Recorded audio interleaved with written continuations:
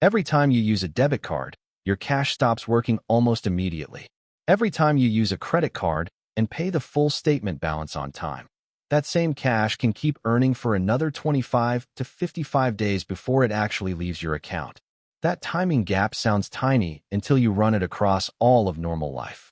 Then it turns into real money, often hundreds of dollars a year, and for some people well over 1,000 once you combine float, high-yield savings, and cash back. That is what this video is about.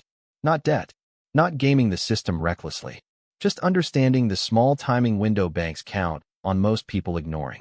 The moment you swipe your card is usually not the moment your cash has to stop working. My name is Nick, and I spend an embarrassing amount of time studying how timing loopholes in the financial system work, the ones everyone can see, but almost nobody actually uses. And this is one of the cleanest examples of hidden financial friction.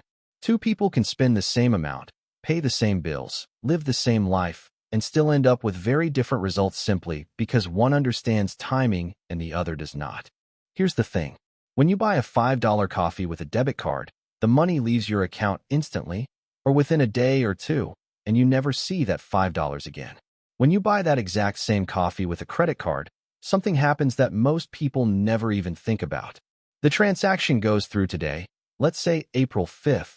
The bank creates your statement at the end of the month, on April 30th, and then gives you a grace period until May 25th to pay it with no interest. That means your actual money, that same $5, can stay in a high-yield savings account earning 4.5% APY for another month and a half before you ever have to hand it over. That's called float, and the power of it is not in one purchase. The power is in turning every ordinary expense into a tiny extension of earning time. This sounds trivial at the single transaction level. It stops sounding trivial the moment monthly spending enters the picture.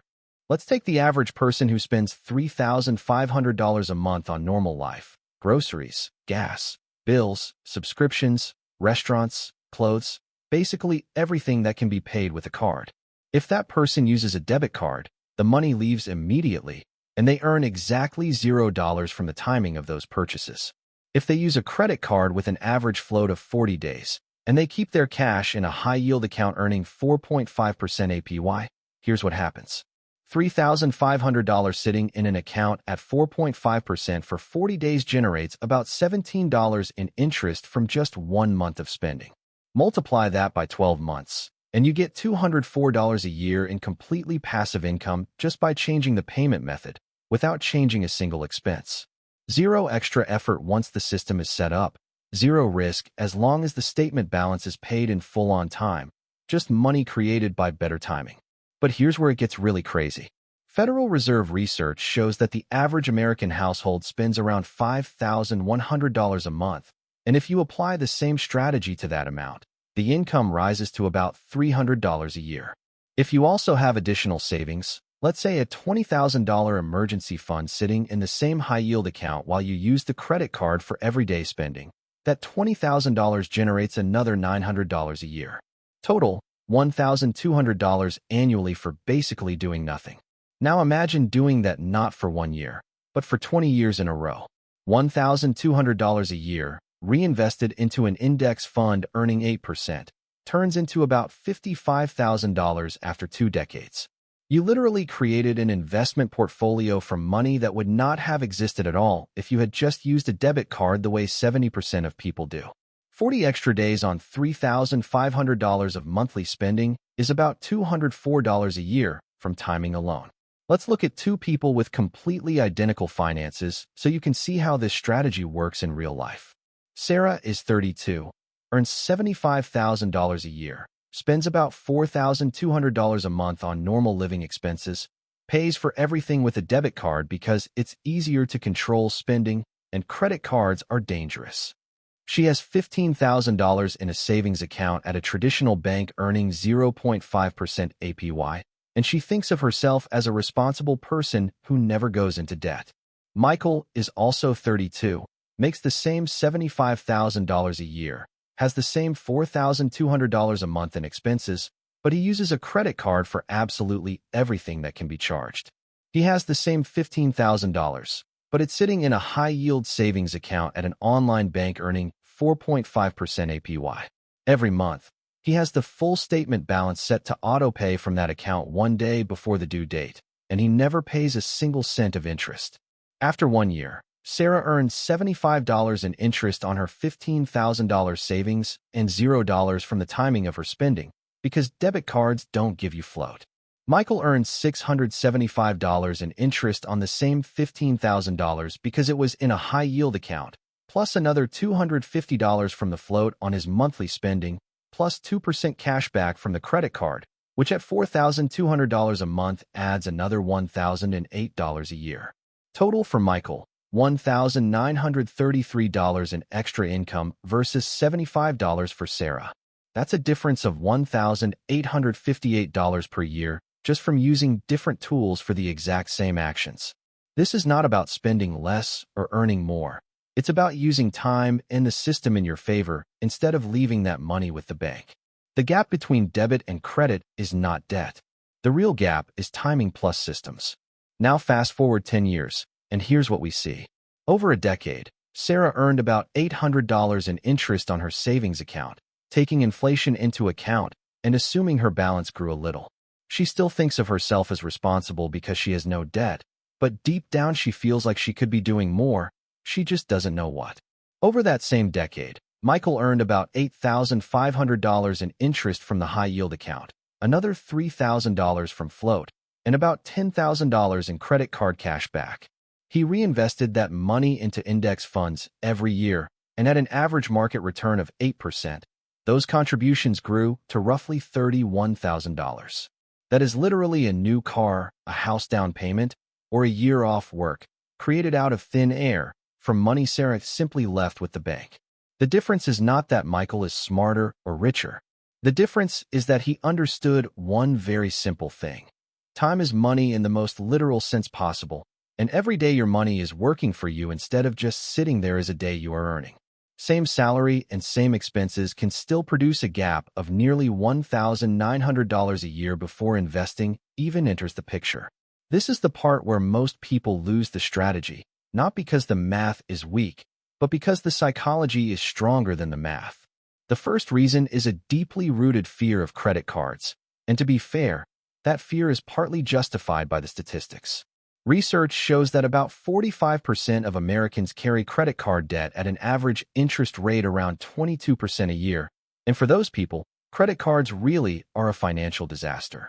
The problem is that people lump together two completely different things, using a credit card as a float tool while paying it off in full every month, and carrying debt at predatory interest rates. That's like saying knives are dangerous, so nobody should ever use one, while ignoring the fact that a professional chef uses a knife hundreds of times a day without a scratch because they understand how to use it safely. A credit card is a tool, and like any tool, it can either help you or wreck your finances depending on how you use it. The second reason is what I call the illusion of control through immediacy. People think that if the money leaves their account immediately through a debit card, they have better control over their spending, but research suggests the opposite. Real spending control comes from tracking and systems, not from how fast the money disappears.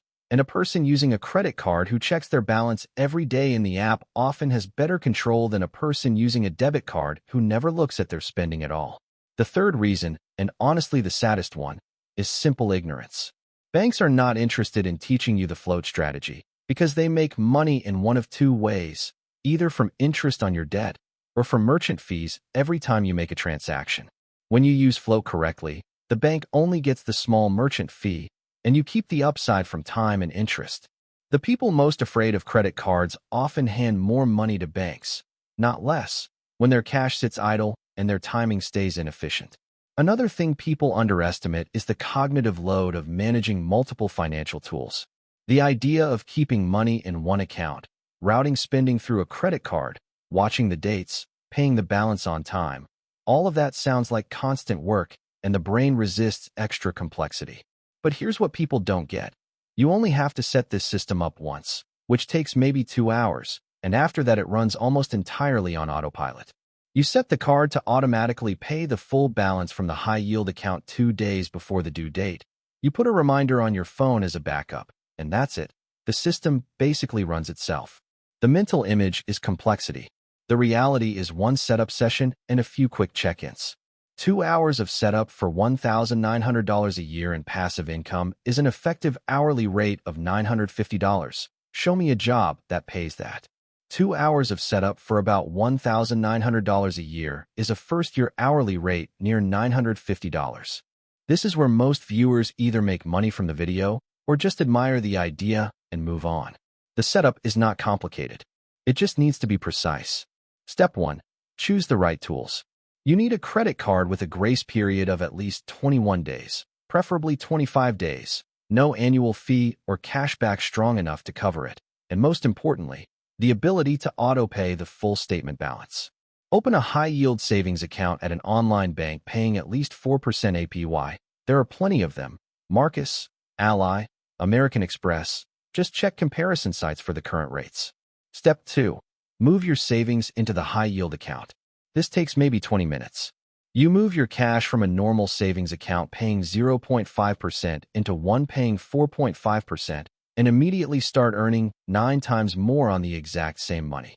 Leave only the minimum in the old account if needed to keep it active. Everything else should be working for you at the highest safe rate available. Step 3. Set up automatic credit card payments. Go into the card app, find the auto-pay section, choose Pay Full Statement Balance. Link your high-yield savings account as the payment source, and set the payment date for 2 days before the deadline as a buffer. This part is critical. You need the full balance paid automatically every month, because even one missed payment destroys the whole advantage with interest and fees. Step 4. Move all regular spending onto the credit card. Groceries, gas, subscriptions, restaurants, clothes, everything that can be paid by credit card without extra fees should go on the card. The only exception is when a merchant charges a surcharge for paying by credit card, which does happen occasionally, and in that case use debit or cash instead. Step 5.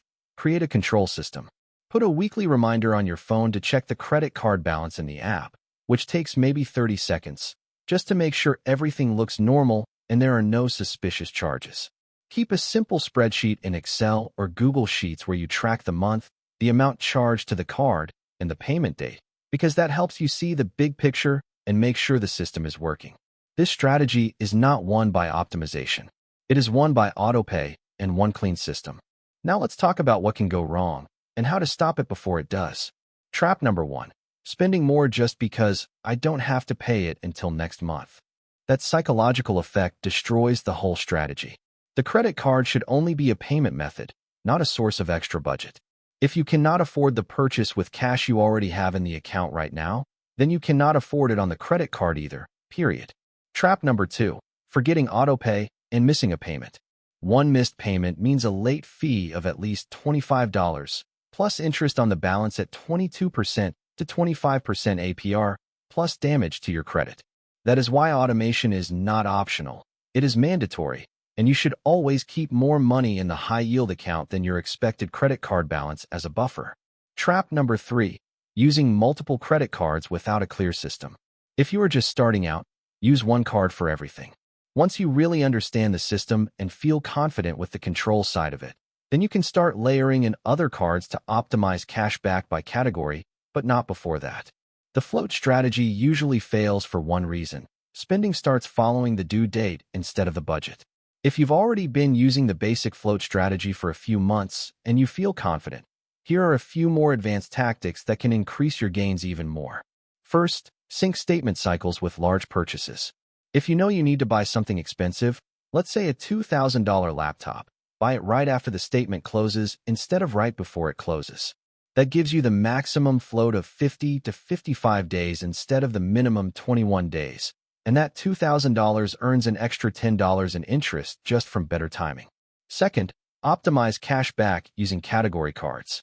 Some credit cards offer 5% cash back in specific categories: groceries, gas, restaurants, and those categories rotate every quarter.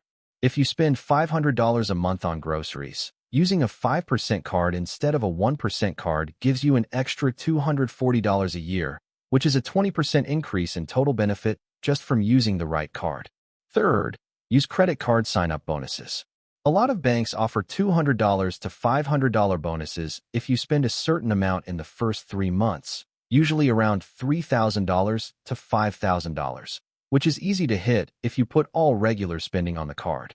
That is a one-time benefit, but it can add another $300 to $400 to your first-year total. A single $2,000 purchase timed right after statement close can create roughly 50 to 55 days of float instead of 21. Let's look at how this strategy works for people with different levels of spending so you can see where you fit. If you spend $2,000 a month and keep $5,000 in a high-yield account, your annual benefit from float plus interest is about $350, plus another $240 in cash back at 1%, for a total of $590 a year. If you spend $4,000 a month and keep $15,000 in the account, the benefit rises to about $1,200 from interest and float, plus $480 in cash back, for a total of $1,680 a year. If you spend $7,000 a month, which is pretty normal for a family with kids, and keep $30,000 in a high-yield account, you're earning around $2,500 a year just from using the right tools correctly. And now we're talking about real money, enough to fund a vacation or pay off a loan faster. At this point, the strategy stops feeling like a trick and starts feeling like a permanent income leak you finally closed. Banks do not need you to carry debt to profit from your passivity. They also profit when your cash sits in the wrong account, leaves too early, and earns almost nothing while the grace period clock gets ignored. The answer is simple. Banks make money either from the interest on your debt or from paying you next to nothing on deposits while they turn around and lend that money out at 5% to 7%. When you use float intelligently, you flip the system around completely. Now the money is working for you instead of for the bank, and the bank only gets a small merchant fee. This is not illegal. It is not cheating. It is just understanding the rules of the game and using them in your favor, which is exactly what any smart person should do in any system. Banks created the grace period to attract customers, assuming most people would either carry debt or simply never think about float. But now you are not most people. Banks profit from your timing mistakes even when you never pay a cent of credit card interest. At the end of the day, this strategy comes down to one simple choice. Passive convenience keeps your money static. Active system design keeps it earning. Do you want to keep doing what most people do and hand over $1,500 to $2,000 a year to banks just because it's easier and it's what I'm used to? Or are you willing to spend 2 hours setting up a system that can work for you for the next 10, 20, or 30 years? Think about it this way.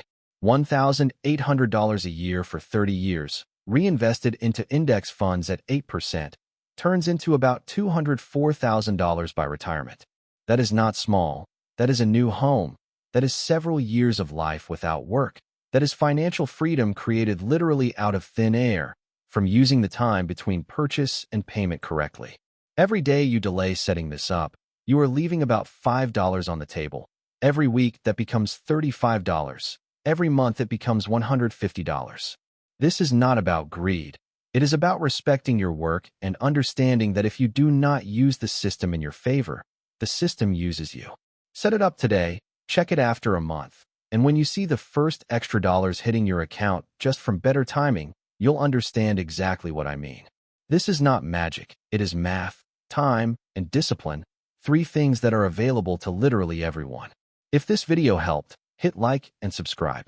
I'm going to keep breaking down the hidden systems that quietly decide whether your money works for you or for somebody else. A boring payment system, run correctly for decades, can be worth well into 6 figures.